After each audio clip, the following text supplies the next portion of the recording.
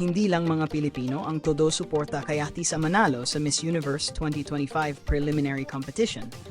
Dahil pati mga international beauty queens ay hindi napigilang mag-react sa standout performance ng ating pambato.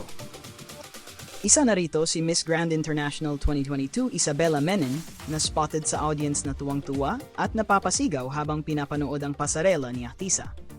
Makikita sa video na hiyawan talaga siya, tanda ng genuine admiration sa lakas at galing ng performance ni Atisa.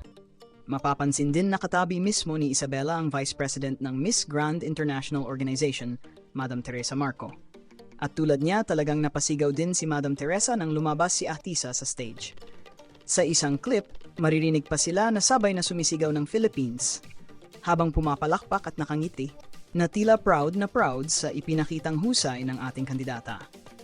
Ang eksenang ito ay mabilis na nag-viral, patunay na hindi lang mga Filipino pageant fans ang naniniwala sa lakas ni Atisa, kundi maging mga international title holders at pageant personalities mula iba't ibang bansa. Ipinapakita nito na malaki ang impact ng performance ni Atisa sa global audience at mas dumarami ang naniniwalang isa siya sa pinakamalakas na kandidata ngayong taon. Panoorin natin ang video clip na nagpapatunay kung gaano sila napasigaw sa performance ni Atisa manalo.